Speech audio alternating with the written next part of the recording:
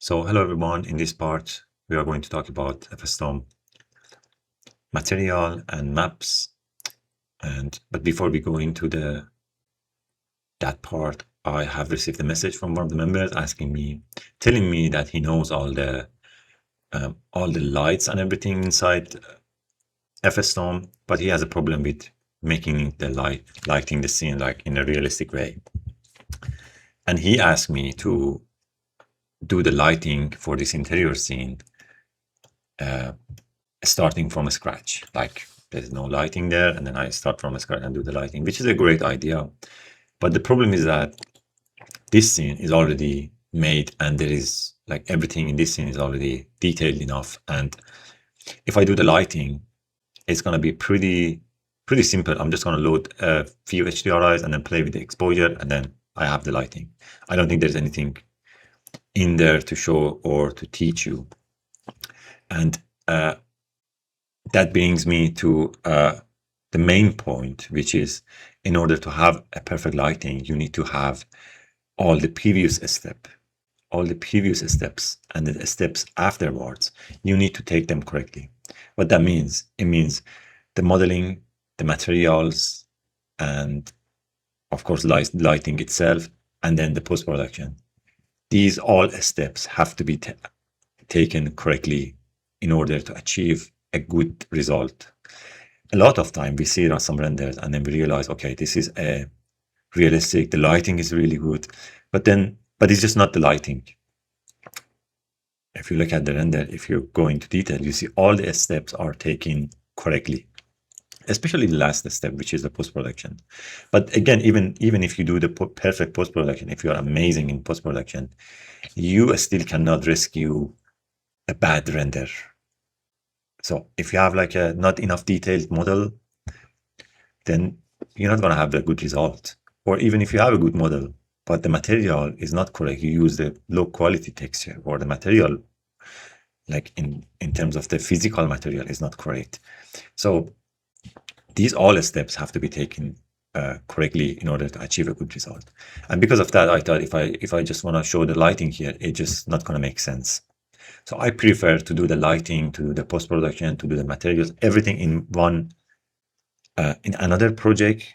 I mean, when I finish the basics for Fstorm, I'm going to start with like one interior project or one, it's not going to be a massive project. It's just going to be like a small project where I just model it and then do the materials and then do the lighting and then do the post-production. So you see each step. I think that will be much more beneficial for people who are learning. Okay, enough talk. All of that I said, it just I wanted to also mention this. Instead of that, I thought I'm just going to share this file. I'm going to share this file in my Patreon, this interior file. I'm going to delete the furniture and everything because I don't know about the copyright, but everything I made myself, like the walls and the floor and the window and everything, I'm just going to share them. I'm going to delete all the lighting in the scene, so you can try your own lighting and to see how you can lit this scene, the interior scene. And yeah, I would be more than happy if you need any help, or if you just want to share the result with me. That would make me really happy. So yeah, along with this video, I'm going to share the file as well, but without the lighting, without the HDRI textures, just going to have like a textures for the wall and the floor and stuff like that. And it's ready to render, but there's no lighting. Maybe I put the lighting so we can compare my lighting videos, but I need to check the HDRI I use. If I'm able to share that in terms of the copyright, I will share it with lighting. But let's see. So for this part, we have still the same interior scene open, and I put my shader wall, which I made many years ago, to be specific, 10 years ago. I just opened the file. I mean, I thought I don't have the file, but I found it. I just put it in this interior scene in the table I had, and then I put 3 different lighting from the 3 different position. We're not going to go into detail on the materials, because it's usually doesn't really make sense. I mean, at least for me, it doesn't make sense to make the materials on the shader ball. And then, for example, I cannot really make a plank material on the shader ball. Of course, for the metals, even glass is not really going to work here. So it just to show like different options from the Fstorm material or different materials. So it's just for the preview. I think for the material, we're going to have like a real object. Like if it's a leaves material, we're just going to make it on the tree. If it's a floor material, I'm just going to make it on this floor. Things like that. So I have loaded the Fstorm maps, all the maps and materials here. And I'm going to start with maps first. And the first one and the most important one, which you're probably going to use it most of the other maps in your scene, is the Fstorm bitmap. And it's clear it's for loading bitmap. Here you load the bitmap. But if you want to go through the settings quickly, so we have in the position option, we have transform from. You can have another map here. And if I want to show you, so here I loaded a mask texture from 3D collective pack, and it's just a dirt map. You can see here. And these get transformed from. If I connect this to here, so what you're going to see, the transform is getting from this object. So basically from this map. So basically whatever I do here is going to apply to this one as well. If I put I changed the tiling to centimeter, but if I put it on like smaller size. So what's the benefit of using these is that if you have like a diffuse, reflection, glossy, bump, any other texture, and they all have the same, they all need to have like the same UV, same setup for the position. So you can have them all here and then connect the source object. Or I usually do this so that I know, okay, this map here is for just adjust the tiling, adjust the position. It's black map. You can also, a lot of people do just like they use the main texture and then connect it to the other textures and then add it to the reflection, glossiness, and things like that. So so when you change this to like, for example, 3 by 3, I can delete the diffuse, so we just see it here. The other textures, they all also getting updated. It's pretty cool feature. I love this feature. So we go back to the bitmap texture we have. Yeah, I'm gonna keep the tiling. So here we have the mapping options. Like these are pretty clear what they do. And map channel is the channel we have our UVs, and offset, tiling, and the border, rotation. These are all clear. I'm just gonna skip them quickly. And we have a random offset.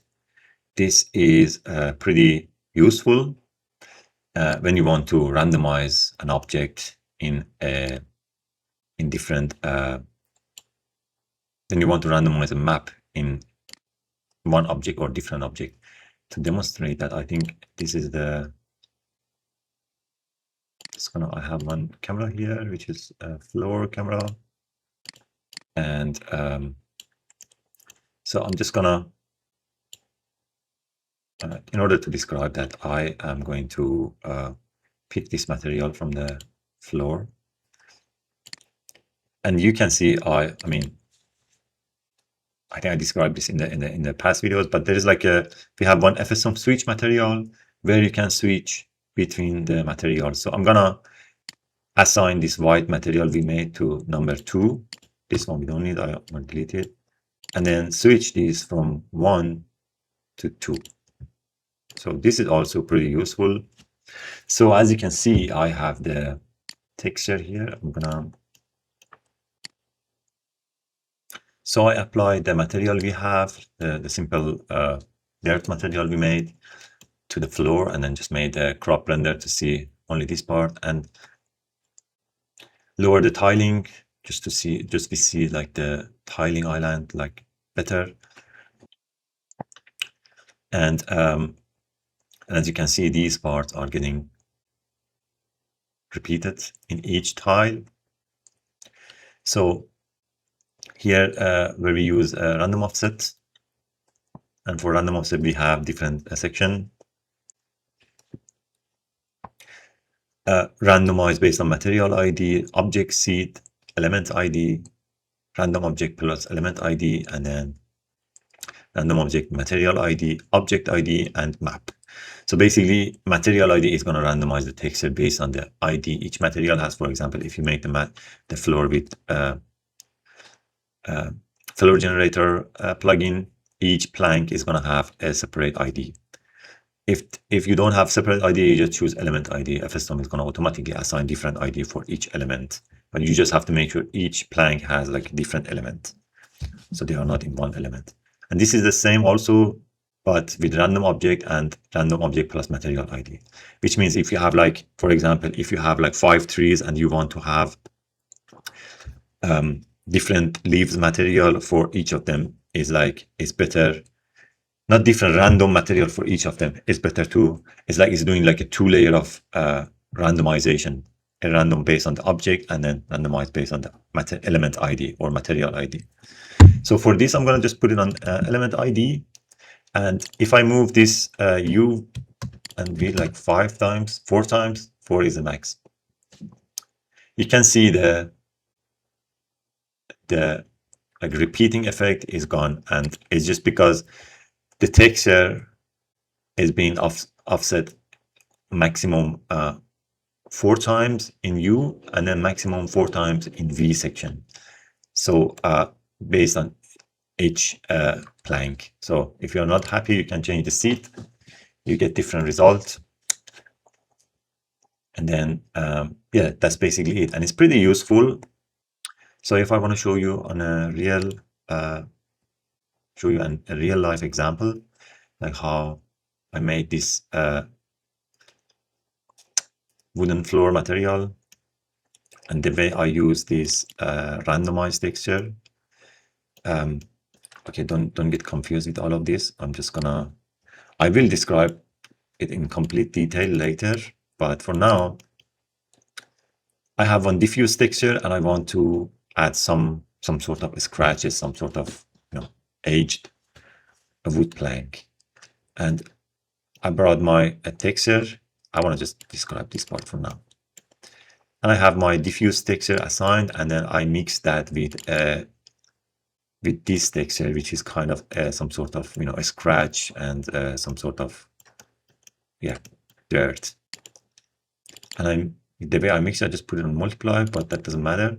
If I connect this to diffuse, just to show you how it looks. So basically, this is the material I have. And if I go to the settings here on the random offset, I have it on element ID, and then I put 1.5, 1.5. So basically, this texture is going to be randomized on each plank. Like you can see here, it's being cut, and then another UV started. And then when you mix that, I mean, here I have different layer of mixing, but when you mix that with the, I can see it here, yeah. It's just, it might be a bit too much. I mean, I would make it a bit less, but yeah. And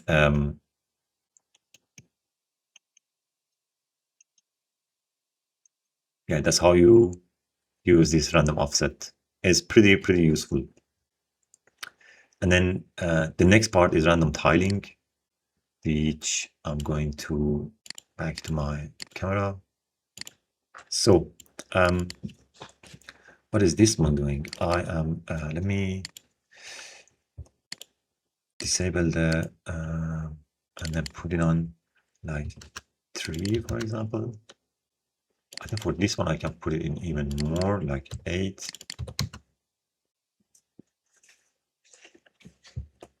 So what is happening, you can see the pattern, the texture is being repeated on the object. Random tiling, it tries to mix the texture inside the UV, basically without, it's not like similar to random offset. It does it in one surface, in one element. So if I want to show, I mean, I think if I put it on 10, it's going to be more obvious, the tiling option. Yeah.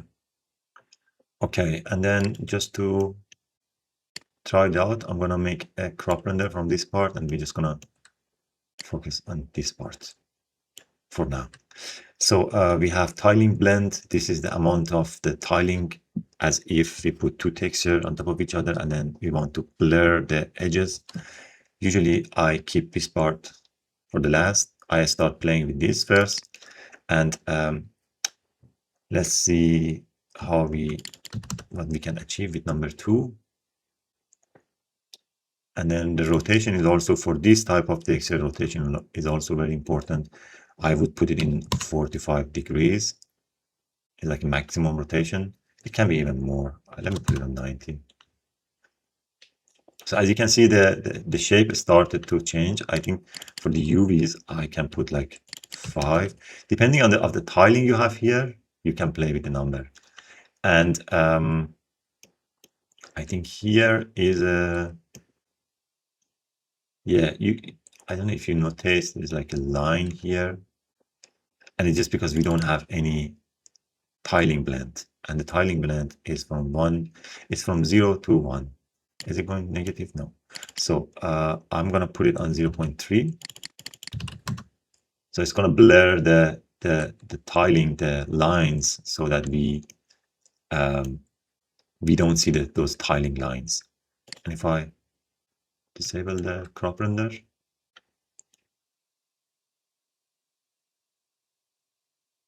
you can see just a simple change. We still see the tiling in the, edges first, because the texture is too small, and also can play with the UV and the rotation and everything until you are happy, you are satisfied. And the next section, we have parameters, where there's a file, we load the file, and the type of the file we have. I either use color, or if it's black and white, you can use mono, but I usually leave it on the color, I don't change it. And then compression is, you can keep it as related to the bitmap compression we have here on the render settings. Bitmap compression for some texture, if it's important, or if it's like you see any changes you don't want to, you can turn it off. And pixel blur, it just blurs the texture depending on your need. It's not useful. And the input gamma is for when you for linear textures, for example, when you load HDRI, or when you load a texture with HDRI format or EXR format, you can either turn off the input gamma. It's gonna, I think I have it here. Yeah, that's the example is here. I'm not sure if I described it in the lighting section, but I'm gonna describe it again quickly here.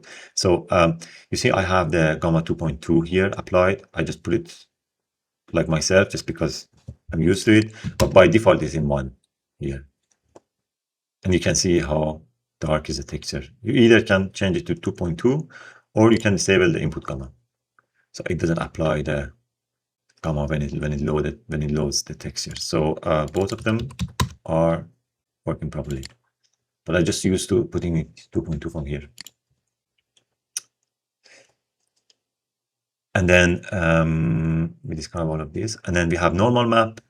It's for when you load a normal map into your texture, which is for bump texture. For here, for example, I have some kind of a scratch, some kind of wood damaged texture, and I usually turn it on, and I usually put the power on 100. And depending on how your normal map is being made, maybe you need to invert one of the colors, and you need to check. If you don't get the result, you might need to invert some colors. But it depends. And then we have color correction here, which is again similar to the color correction map. Invert is inverting the texture. Filter is applying like a color to the texture. If I want to show you quickly, it's like filtering the texture with some color. Gamma saturation, contrast, and multiply is like the amount of the multiply we have on the color correction map, like same as the one we had here for the HDRI. It's just exactly the same. And hue saturation and offsets. Offset is for the color offset. Contrast offset is not same offset as here. This is all related to color. And then we have, let me bring that back to the white color.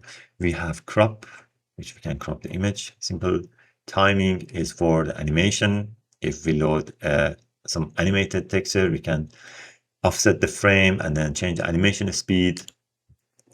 And then we have the output, which is similar to the, which is the output from the 3ds Max local. And yeah, it's, I usually use this a lot. If I want to add some sort of contrast or something, I usually play with these curves here.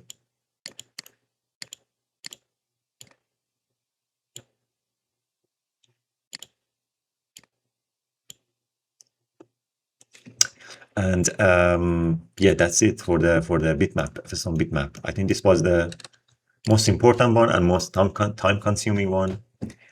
We have Fstorm colors. Okay, let me bring my favorite material. We go to Fstorm color, and it's also pretty simple. We have the, can have a color. We can have it based on RGB, mono, temperature, the color spectrum, and then we also have multiply and gamma for the color as well. Like one simple trick, for example, you pick the color from some sort of product or something. Like, let's say, for example, I want to take this blue color here. And then the blue you see here is not same as this blue here. I mean, even though you take the color from here. In this case, instead of trying to adjust the color, I would play with this multiply and gamma. These are pretty cool options here to have. So you increase the multiply, it somehow it multiplies the color, but like desaturated and then make it stronger and things like that. Or for the gamma is also kind of like that, desaturated, make it brighter, or you make it darker, more saturated, more darker. So I think this is also a trick. I mean, I'm not sure if it was a trick, but this is how I use the color option a lot of time. We have color correction. Again, quickly, invert is invert, filter doing filter, like exactly same as what we have, but we had in the bitmap section. And just to show you the offset, for example, if I put 1.2, you see it makes it darker, brighter, and 0.5 is like no effect basically. And then again here we have multiply to make it darker and brighter, color to add a tonality to the color. And then one thing I wanted to, the reason I just loaded this, one thing I want to show you is that, let me do it here, doesn't matter. Imagine if you have, this happens a lot with the, when we make a texture for example, when I make a leaf texture from plant or something, and you load the texture, and then there is like 10 different color correction. Like, let me show you, for example, there is like 10 different type of leaf texture, and then each of them is connected to one separate color correction. So there is no way to assign like two, three texture to one color correction. I mean, you can do that with multi-texture, but I'm not talking about that situation.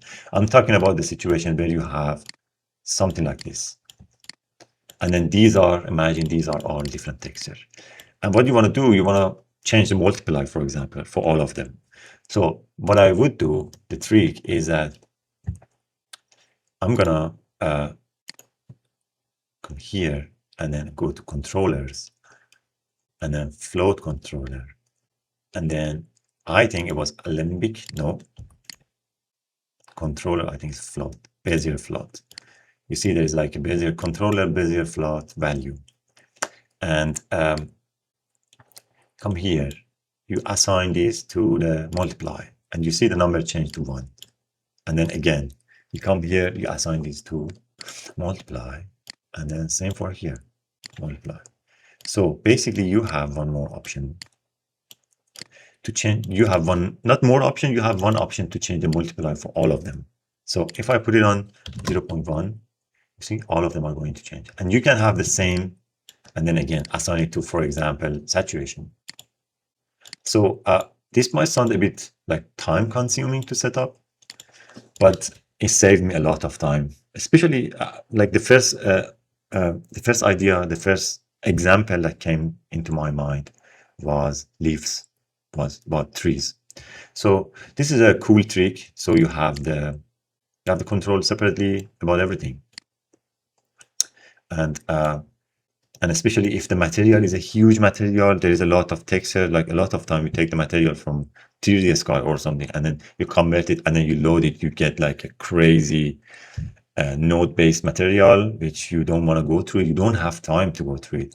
So this way, you just move them separately, and then you have the material itself is there without changing it a lot, but you have the controllers you want here. Okay, the next map we have is Fstorm Dirt. Is as the name suggests, is for making dirt or leaking or effects like that. It has like a lot of usage. It's not only for just making dirty materials, no, and depends on your case, on your usage. Just gonna add a red color here, just to see the difference between color 1 and color 2. And here we can have a different texture, different maps, and also for the radius. But just to describe it, the radius is the amount of the dirt that's going. So basically, this map is sensitive about other object and the object itself, the polygons and what is happening. So whenever we have some interaction between polygons, like some sort of bump or some sort of not evenness, this map is gonna take that and show it to us basically. So I'm just gonna put the radius on like 3 to see what's happening. So here is the number of radius, like the number of dirt, and then we can load the map here for distribution. I think if we go on higher number, it means like it's more distributed, and then lower number, which I believe is -1, 0.1. I don't think we can go minus now.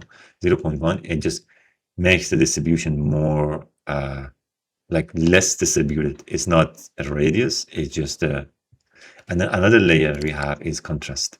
So if I think the higher number would be 10. Let me check. Is if I higher the contrast, we're gonna see the distributed color has like more contrast. You see wherever there is like some interaction between the polygons, we see that. Now I think I can put it on 1 centimeter, so I make it less. And then invert normals is gonna just invert everything. So basically, that was like a normal way, like the normal way, like that. And then this one is inverted to normal. And then if we assign the dirt map in 2 different objects, we can have a dirt any, dirt the same. That means like it's gonna just dirt the object. Dirt another is gonna be dirting the another object, not this object, and then edge another. I think edge another is gonna be like only affecting the edge of the object we have the dirt on, but influenced by another object. I hope I described it correctly. Let me put it on 10. Yeah, you see? I mean, this shader what I have, it doesn't have a correct scale, I think, because of that 50 is a big number, but we see it a little bit here. So yeah, we just leave it like so, and I'm gonna put it in 1 centimeter. And these are all the direction we have. If I put like x1, I'm gonna have it only in this direction, or if I put z1, we're gonna have only in z direction, depending on your use. And then let me load the. So here I loaded another dirt map from the pack I I used. And I just realized I didn't describe something very important in Fstorm bitmap, which is triplanner. So if I assign this bitmap here, you can see the object has a proper UVW, so it's gonna act properly. But if I choose the object and then assign a UV map, like a weird UV map, like just a linear UV map, you're gonna see the texture is gonna be straight because there is no proper UV map. So in this case, what we use is object triplanner. So basically, this is going to put the texture based on the object, based on geometry. And how I usually do it, I turn on the object planner and then usually put it on real world scale and start with some. So 10 centimeter is too small. I will put it on like 60 centimeter. So now you can see the texture is being shown here. And this is super useful in a lot of projects because we don't have time to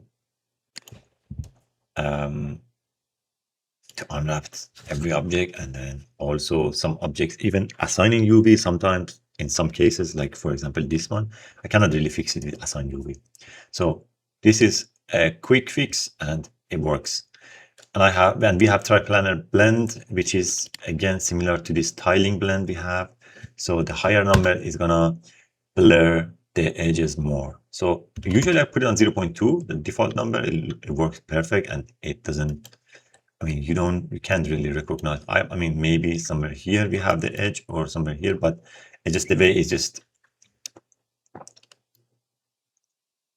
spread it throughout the object. It's pretty cool. It's pretty good, yeah.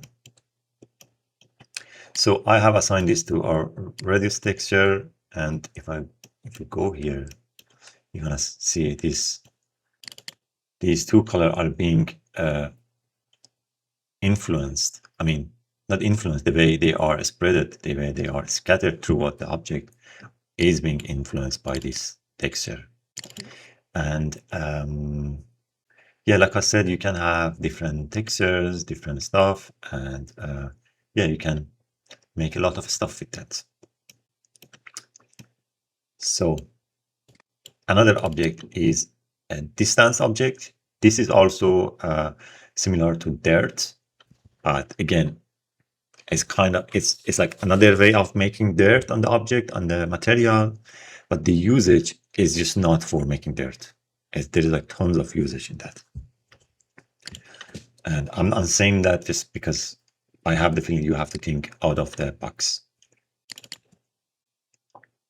So for the distance, I'm gonna assign this to the texture, to the material we have, and then objects.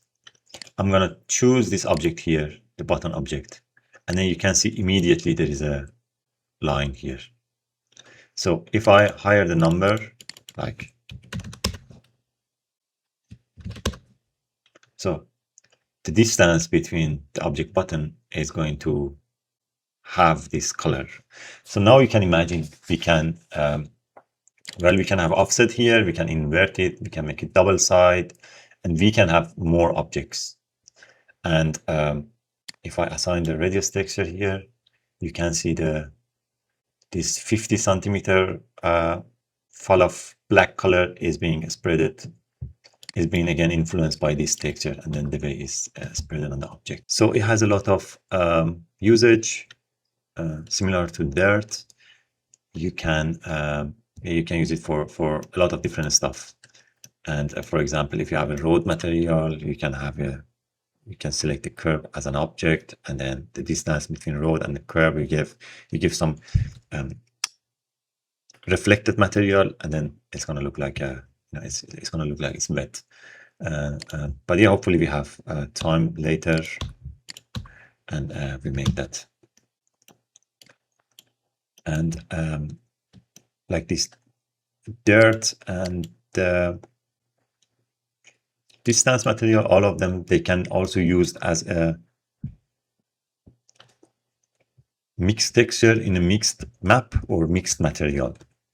By mixed material, I mean, I'm talking about like this material. You have base, you have another material, and then you have a map. You want to mix it for the first layer, second layer, as much as you can have, like as many layers as you want. And then other one is fall off, is also a super important material, is useful for making a lot of things like fabric, like some sort of plastic material.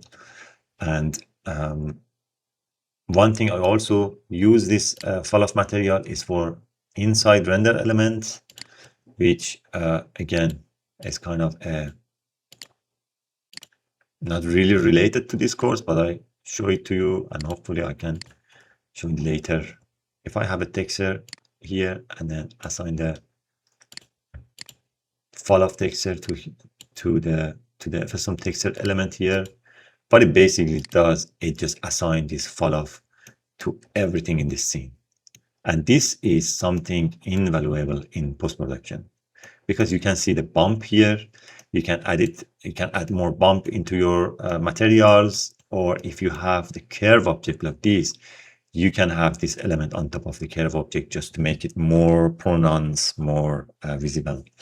And these are the stuff that I would like to talk about more in the future lessons.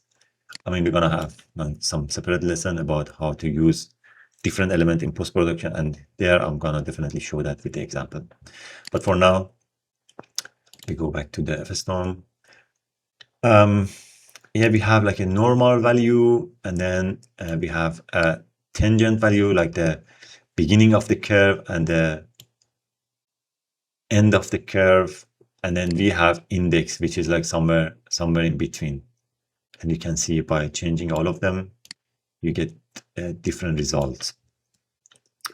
And then we have view angle, which is like applying the IOR depending on your view angle. And then you can have applying the fall off depending on your view angle. You can have the view angle based on the IOR. As far as I know, the higher you go, the like lower this fade effect is gonna be. I mean, you can see like just playing with the IOR and then some number, you can easily get some sort of fabric looking, some velvet looking effect. And then you can have it on the border space, you can have it on the object space, and object direction, which you can choose some object. I'm gonna choose this one. And then the fall off, this is also really powerful. The fall off is going to be directed by the object underneath, which is again crazy. If I move this object, you can see that the fall off is also moving. It's some sort of perfect element, perfect option for especially animation. I can imagine there is something similar to that in Cinema 4D, and the people in motion design, they use it a lot. And so I just put it on the IOR, which is like my favorite way to use fall off. And static border space, object direction, again, can have the object. And then for 1 and 2, we can have different maps. I'm gonna just apply this one, for example. You can see the map I applied right here, and that's it basically. And again, you have this curve here, output here.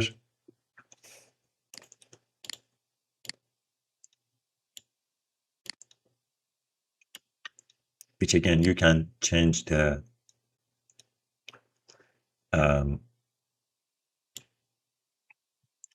amount of fall off, like how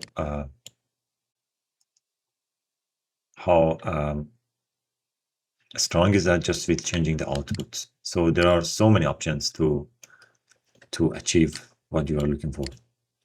Front and back is a material you apply to the front polygon, and then you can have separate texture to the back. It's super useful for materials like plans, because you have different color and different different glossiness for the front and back. Like this material, like this example from Shutterstock, it's the same.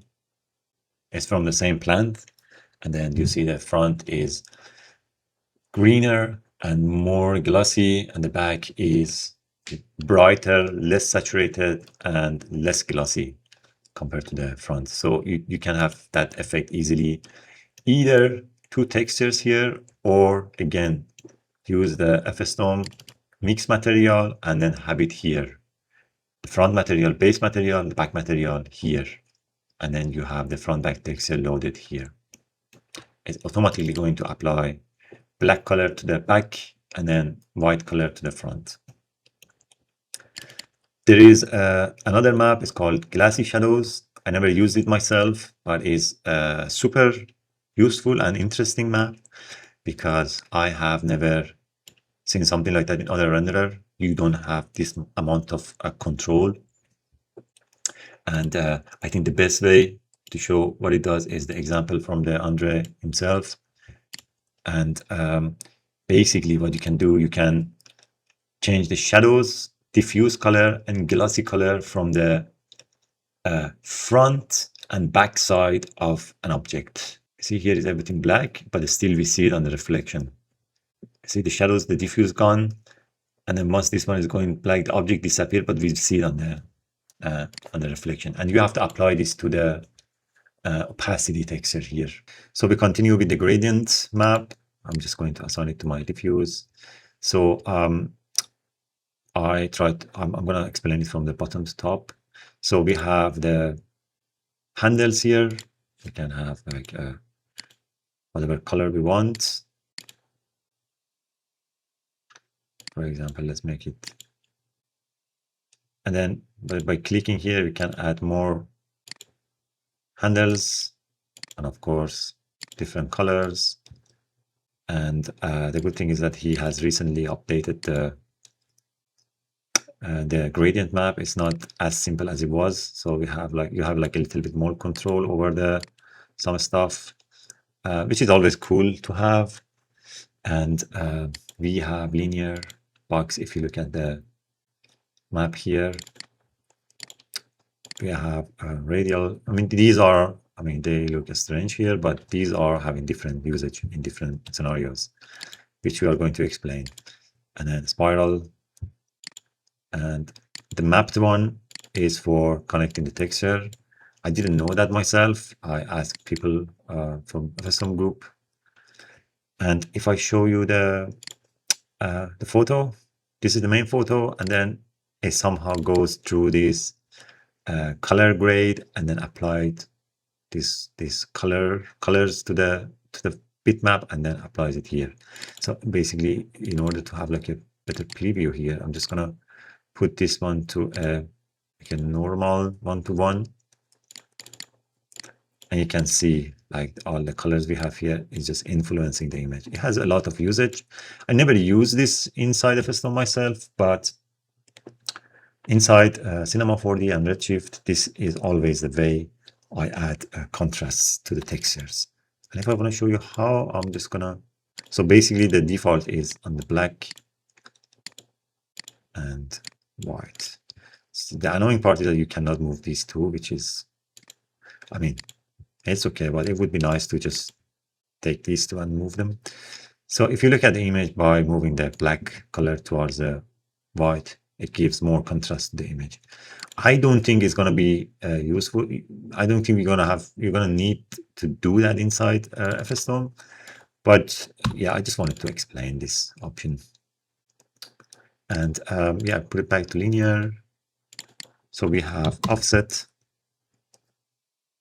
which is again is working if we have like tiles. And then offset is like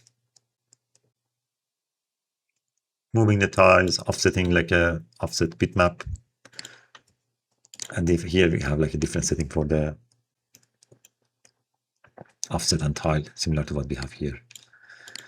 So the next one is mix map, Fstorm mix map. So it's also pretty simple. You add two different maps, and let me just put it diffuse. And then you have a mask, how you want to mix those maps, like so. And yeah, that's basically it. I mean, if I want to show you the usage I have on this floor texture, I think I showed you in the beginning, but so for diffuse, I have like the main wood material, and then here I mixed the wood material with this black color. And if I go to my mix texture, I don't have anything on the mask. I just put it on multiply, and you can see the detail here. So if I change the color from black to like gray, the texture is going to be less visible here. So you see it's like less visible. And then again, I mixed this map to another mix map. Here I have this this texture, which is like a, how do you say, cleaning texture? What do you say?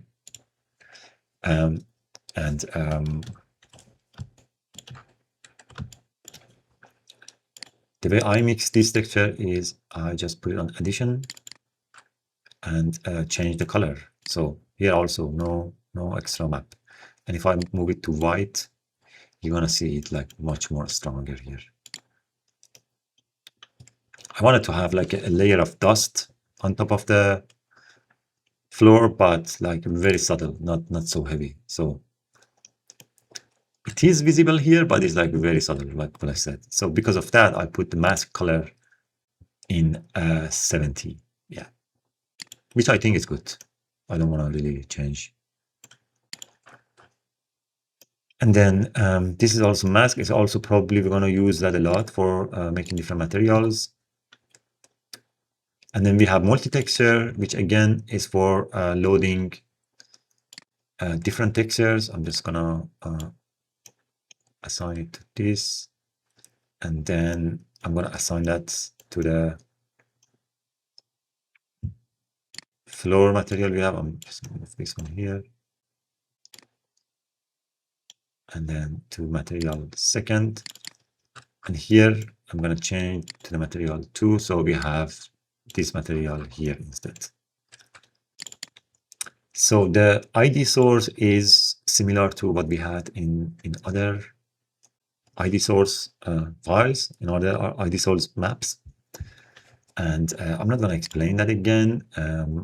So here it's now loading these textures, these colors, but you can add a texture, you can add whatever you want. You can add noise, you can add mix for each of them, whatever you want, yeah, basically.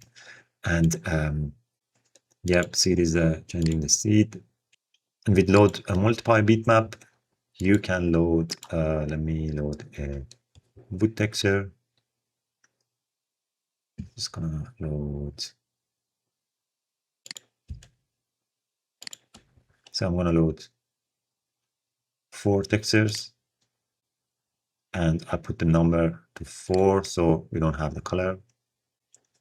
And these 4 textures are being scattered here randomly. And if you don't like the way it looks, you can just change the seed until you get like a desired randomness. But again, we can do a lot of stuff with this. For now, I'm just gonna leave it like this because it's pretty basic what I'm describing. So I'm not gonna go into detail for now. Another one is noise map. So I'm gonna bring the wood floor to 1, and then go back to my main camera. So noise is also a pretty useful map for a lot of stuff. Again, the top part is similar to the rest. We have random offset here, which is if you want to randomize the noise throughout the, for example, if I want to add this noise on my wooden floor, I need to use this randomize offsets section, and it's just offsetting the noise. And do I need to show that? No, it's just very similar to the texture. When I had the texture and I offset the texture, it's like exactly like that. I don't think it's necessary to to spend more time to show it again with the noise. And you have a different type, duster, and the size, like iteration, the blend you want, and then you can also mix two different maps. You can have like two different texture blended, or what I usually do if I need to use noise in some complex level, I would just add another noise here with like a smaller size. It just adds a little bit of another layer of complexity to the model. And also for a lot of time, for example, for the wall material and stuff, I use a noise map on the bump. It's like, it works pretty good, and it's yeah, it's just a lot of time I get better result with this than just the texture. It looks pretty good. Yeah, you see, like with just I basically didn't do anything with the settings, but yeah, you can imagine if you adjust the setting a little bit, you get a better result. So the next one is object color, which is taking the color from wireframe and then assign it to object. For example, if I was using forest pack for carpet and I wanted to have like a specific pattern, I needed to use this object color on my forest pack material. But it's been a long time I didn't use it. And then we have object Fstorm output is for adjusting the output, like color, adjusting the contrast, and then the color, which I don't use this part. I like this one more. It's like more user friendly, but yeah, you can use this one too. And the next map we have random bump, which basically whatever input you give is going to push the input color to a different direction depending on distribution and the distance. It's pretty useful for car paint material, and we're going to explore this map more later. Here we have a random color, which is again similar to, I mean, it's not similar to random texture, but it's like, okay, let me show you. We go back to the floor material we had. And again, I'm going to change the material from the floor to this material we have here. So Saeed, we have, if you put on a random ID, the colors we have here are going to be spread on the floor, and each element can put on, again, the distribution is similar to what we had, but I'm going to just I want to show you something, which is the way you can use the random. I mean, we're going to explore all of that more in detail later, but for example, if I put the random texture here, what is going to happen? We're going to have like two different layers of randomness, of randomization. Just to show it here better, I'm going to again load a few textures. I loaded three wood textures, and I mean the texture size are not really matching with the floor, but this is just for the preview. Again, we're gonna go all of that more in detail. This is just a quick, and then I apply this to random color, and I apply random color to diffuse. So basically all these colors are mixed with the textures based on the mix value. And if you and if I show you how that works, just the best way would be to, the best example would be to make it white and make this one black. So we have black and white color. I put one here, one there. And you see the textures are getting random black and white color applied to them. And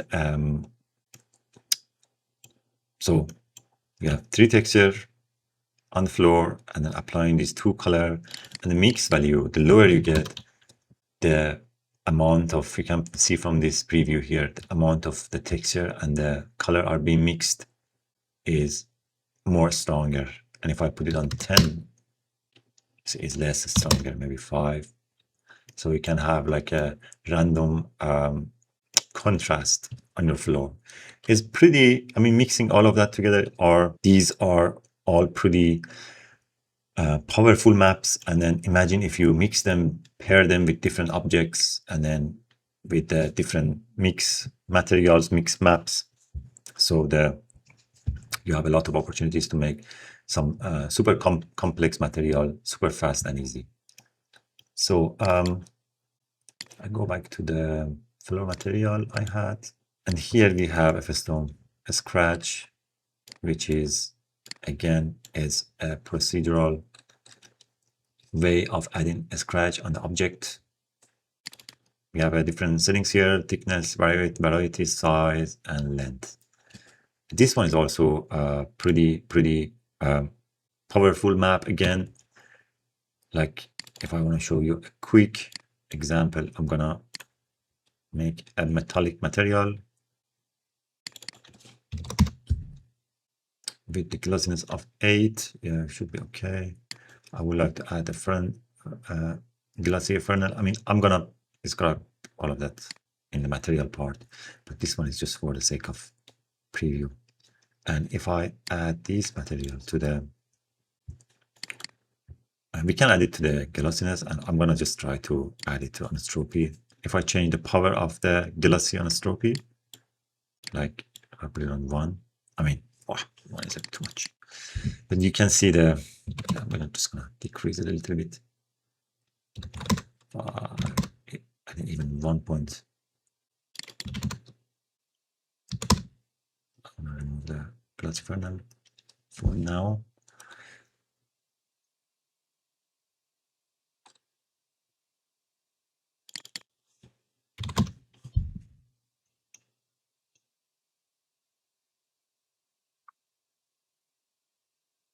So you can see the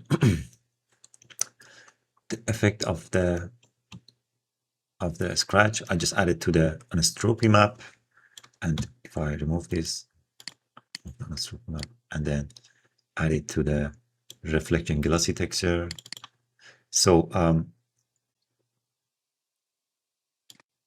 in order to control it, I'm gonna add a output map here, put it here, and if you remember, I said I like to play with this instead of the one here,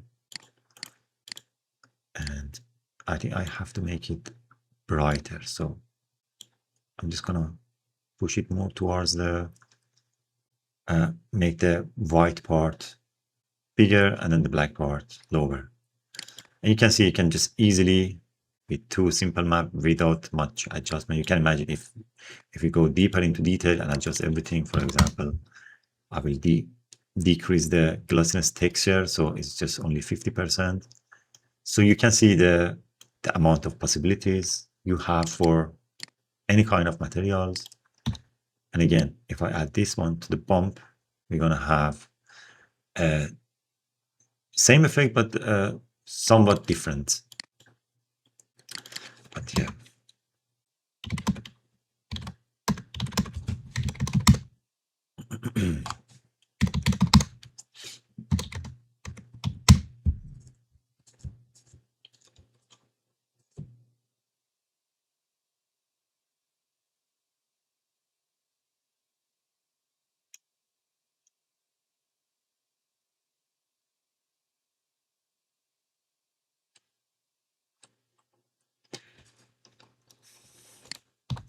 So yeah, that's for the Fstorm Scratch. We're gonna definitely use that a lot. And the option, the settings, I'm not gonna really describe. It's pretty clear what they do. The next one we have Fstorm switch texture is very similar to what I used here. I described Fstorm switch material. This is switching between materials, and this is switching between textures. They both are pretty useful. You have different texture. You want to see, okay, which one is working best. You can keep all the texture you have, and then you can switch here to check quickly and then to choose which one you want. And this one is Fstorm tile bump. And then tile element, these are for the Fstorm tile, which is another really useful and nice feature in Fstorm renderer. I think I will have one session record only for this part and go into the detail. And this UDIM is UDIM map is for when you have a different let me show you here. When you have different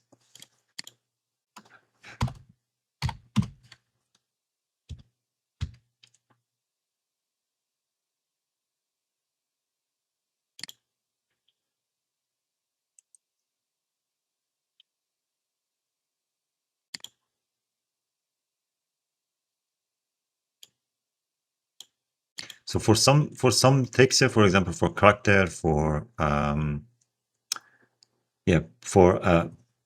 some models where you need to have like more space and more detail for the UVs, and usually they make like as much as they need, like 3, 4, 5 different UDIM, and they look like a UV islands like next to each other. And with this map, you can read them based on the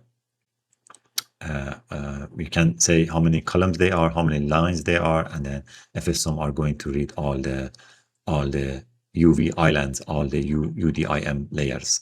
I never used it myself. I saw some tests on Fstorm Facebook group, so I described based on that. Hopefully it's correct. And the vertex color is just reading the vertex color. So it's also pretty self-explanatory. And so basically that's it. Yeah, I just wanted to quickly describe this shader ball material. Is nothing complex here. This is just a very simple mix of Fstorm mix material and to my object. So basically I have a simple material which goes to the ID1. It's a multi-sub object material. This is the only local material from 3ds Max that works with Fstorm. And then for the ID2, what's basically happening here, I have this part, like everything as ID1, and then this part as sorry, I have all of it on ID2, and then I have only this part assigned a Fstorm light material. And I used for ID2, you can see I used Fstorm mix material. Basically, what I did for the base material, I have the material I have here. So same material goes for the ID1 and the base material. I have my light material assigned to the second layer of the mix material. And then I made just a simple UV with my name and assigned the UV. I made a map, I made a texture, painted the texture, and then assigned the texture to here. So with this texture, the white colors are being read here, and the white color are assigning the light material. Hopefully that was not too much confusing. And this was for the Fstorm maps. Again, I didn't go super into the detail because it doesn't make sense to go into the detail like that. Just have to try them on different materials. The next part, I'm going to record everything. I'm going to describe everything about Fstorm materials. And then hopefully for the next part, we are going to make some materials again. Yeah, let's see. Maybe I can go deeply into the detail and describe the process of making complex materials. But I would say in Fstorm, that's like the main benefit of the renderer is just, you don't need to do anything complex. With super simple stuff, you achieve some really crazy good results. Thank you for your time and see you in the next part.